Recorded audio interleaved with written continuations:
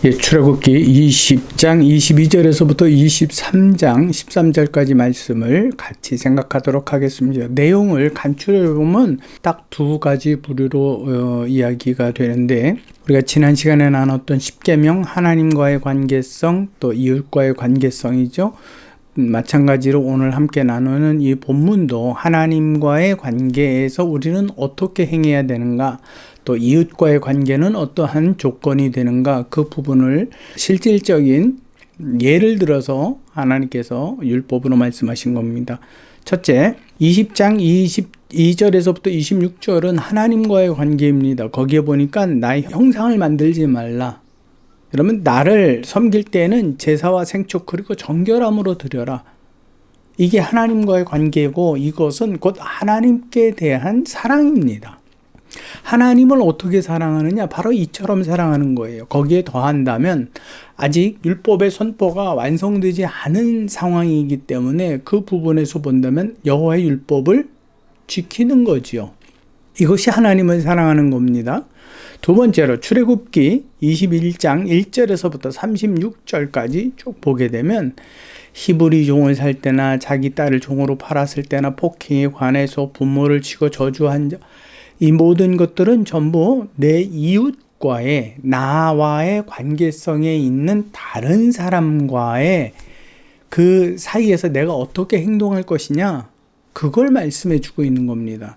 그 내용을 여러분들은 쭉 읽어보셔야 돼요. 읽어보시고, 이웃과의 관계에서 내가 이런 일을 해야 되는구나. 이것이 곧 바로 내 이웃을 사랑하는 것이다 라는 것을 여러분들이 아셔야 합니다.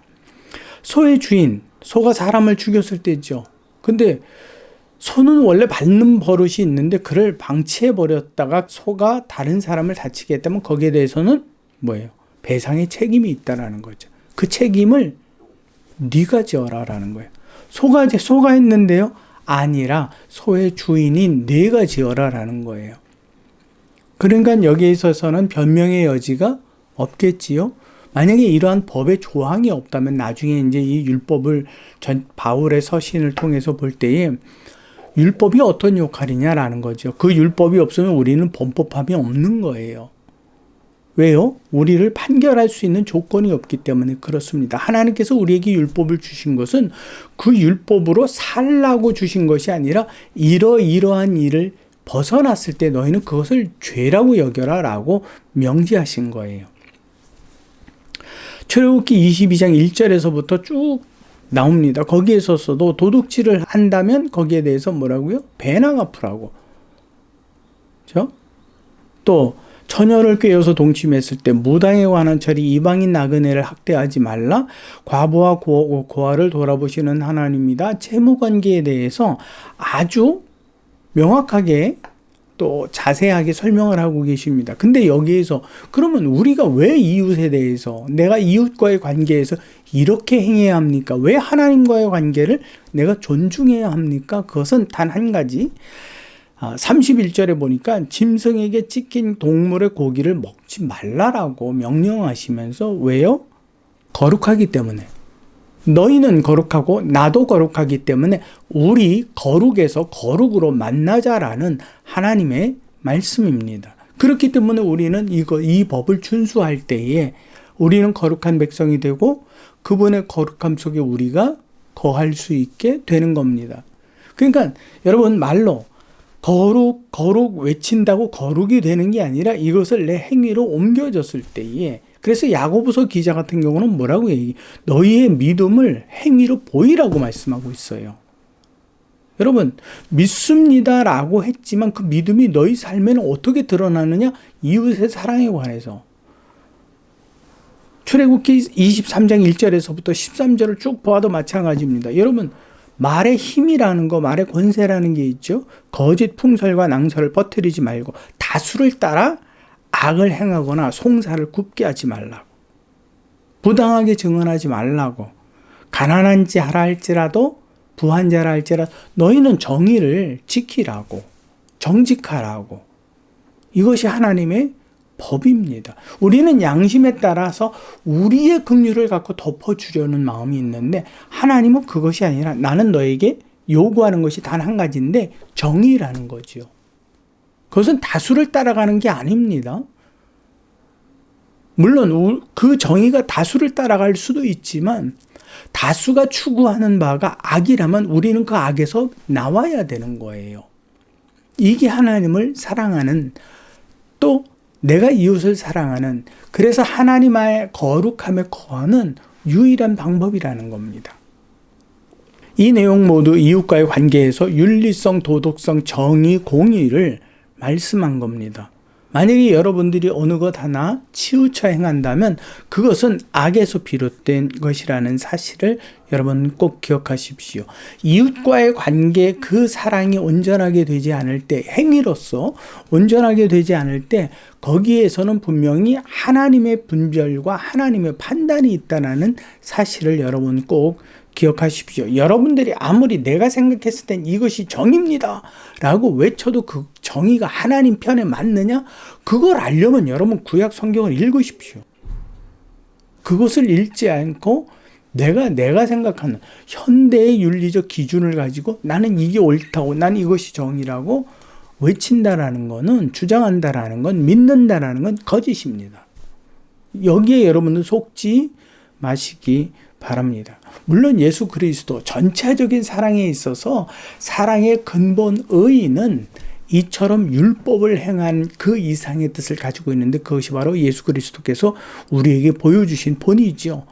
우리의 죄를 용서하신 것처럼 우리도 내 이웃의 발을 씻겨주는 그와 같은 그리스도의 삶을 우리가 대신해서 사는 것. 우리는 용서가 아니라 대신 중보해 주는 역할이죠. 중보해 주는 역할. 그 역할에 우리가 충실할 때 그것이 내 이웃에 대한 사랑을 온전케 하는 겁니다. 그래서 사도 바울은 뭐라고까지 이야기를 하느냐면 로마서 13장 8절에 보니 피차 사랑의 빛 외에는 아무에게든지 아무 빛도 지지 말라. 남을 사랑하는 자는 율법을 다 이루었다. 로마서 13장 10절에 보면 사랑은 이웃에게 악을 행하지 아니하나니 그러므로 사랑은 율법의 완성이다 라고 이야기합니다. 내가 내 이웃을 사랑합니까? 내가 그들의 죄가, 그들이 알지 못하고 인지하지 못하는 하나님 앞에서의 그 죄와 원죄에 대해서 내가 가슴 깊이 아파하는데 그에게 해를 가합니까? 그거는 있을 수 없습니다. 어느 미국 목사님이 이런 말씀으로 설교를 하십니다. 사람의 죄 중에서 가장 악한 죄가 있는데 그것은 교만이라고. 여러분, 혹시 자신을 다른 사람 앞에서 자랑하거나 교만하게 행동한 적은 없습니까? 아주 가난하고 또 연약한 그들 앞에서 나의 강함과 나의 부요함을 자랑한 적이 있습니까? 이것을 나누지는 못할 망정 내가 말과 행동으로 그들을 아프게 했습니까? 그렇다면 하나님은 그들의 편입니다. 자신보다도 못한 이웃에 대해 하나님의 복을 못 받았다라고.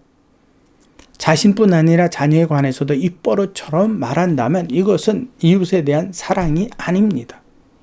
우리는 가진 것으로 하나님의 사랑을 측정하려고 하는 아주 이상하고 악한 버릇이 있습니다. 내가 세상에서 세속의 복 가운데 잘되면 하나님의 복을 받았다라고 이야기합니다. 그러면 예수님은 복을 못 받아서 십자가에서 돌아가신 겁니까? 이거는 정말 자기 논리에 빠져 있는 겁니다. 그리스도인 굉장히 주의해야 합니다. 세상에서는 버림받고 짓밟히고 내처짐을 당하는 그것이 그리스도의 본입니다.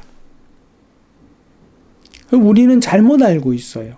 물론 모든 것이 다 그와 같은 상황 아닙니다. 그러나 이 모든 것들을 내 것이라고 주장하지 않고 사는 삶은 더 힘듭니다. 그 십자가를 지고 살아가야 되는 겁니다. 그래서 예수께서는 뭐라 그래요? 부자 청년에게 내게 있는 것을 나눠주고 너는 나를 따르라. 나를 따르되 나눠주지 않고 따르는 건 내게 아무런 유익이 되지 않는다 라고 말씀하시는 거예요. 누가복음 16장 24절에서부터 25절에 보니 아브라함이여 나를 긍휼히 여기사 나사로를 보내요. 부자와 나사로 사건이 나오죠. 그 손가락 끝에 물을 찍어서 내 혀를 서늘하게 좀 해주옵소서. 내가 이 불꽃 속에서 괴로워하나이다. 그때 아브라함이 예수님께서 예를 들어서 말씀하신 거예요. 아브라함이 이르되 너는 살았을 때에 좋은 것을 받았고 나사로는 고난을 받았으니 이것을 기억하라. 이제 그는 여기서 위로를 받고 너는 괴로움을 받느니라. 무섭지 않습니까? 왜 이런 말씀이 내게는 적용이 안 된다라고 생각을 합니까? 여러분, 이웃의 사랑은 이처럼 내 것만 챙기는 것이 아니고 내 것을 자랑하는 게 아닙니다. 공평하신 하나님이십니다. 이웃을 말로 행동으로 악하게 하고 해를 가했다면 하나님의 법을 성취하려고 하지 않는 사람입니다.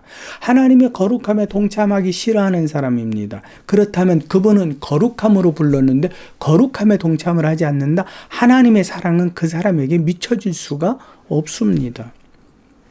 혹시 무심결에 무의식적으로 행동했을 수는 있습니다. 고의적으로 행하면 안 됩니다. 우리는 여기에서 꼭 기억해야 되는 게 변명이라는 것이 있습니다. 난 모르고 했는데요.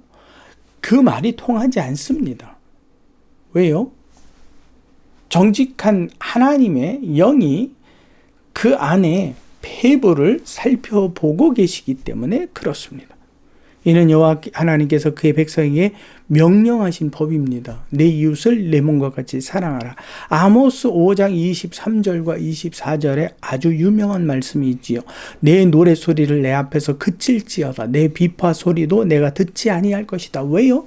거짓된 입술로 외치는 것이기 때문에 오직 너희는 정의를 물같이 공의를 마르지 아니하는 강같이 흐르게 할지어다. 그래야 너희가 내 백성이 되느니라. 그것이 내가 내 안에 거하는 일이요 내 거룩함을 내게 나타내는 일이다. 이사야서 1장 13절에 보니까 헛된 죄물을 다시는 가져오지 말라. 분향은 내가 가증히 여기는 바요 월삭과 안식일과 대회로 모이는 것도 그러하니 성회와 아울러 악을 행하는 것을 내가 더 이상 견디지 못하겠다. 제가 인용하는 말씀들을 보면요, 몇 번 설교를 들어보시면 거의 비슷합니다. 거의 동일한 내용들을 계속 반복해서 인용을 합니다. 이 외에도 하나님께서 이웃을 대하여 악을 행하지 말라라고 선지자와 예언자의 입을 통해서 끊임없이 말씀을 하고 계십니다. 우리는 여호와 하나님께 경건한 모습을 하고 예배하면 그분의 사랑을 입는 거라고 생각합니다. 그건 착각입니다. 우리의 이웃을 향한 하나님의 심장을 갖지 않고 예배만 드리는 것, 그들 앞에서는 열심히 자랑하고 나를 높이고 하나님 앞에 주여 내가 주의 이름으로 복받았습니다. 그것은 예수님의 예화와 같이 바리새인과 세리의 기도에 관하여서 여러분들이 읽어보시면 충분히 이해할 수 있는 겁니다. 여러분, 수직적 관계뿐만 아니라 수평적 관계도 우리에는 하나님의 법으로 완성해야만 합니다. 이것을 광야에 있는 이스라엘 백성들을 향해서 하나님께서 명령하셨습니다. 그들은 똑같이 먹을 것이 없어서 똑같이 무엇을 먹었죠? 만나를 먹었죠. 무엇을 마셨죠? 하나님께서 터쳐주시는 물을 마셨죠.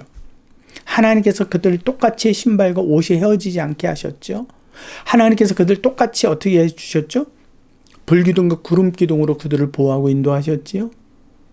그렇기 때문에 너희는 그 수평적 관계를 정확하게 내 명령대로 지켜라 라고 말씀하고 있는 겁니다. 여러분,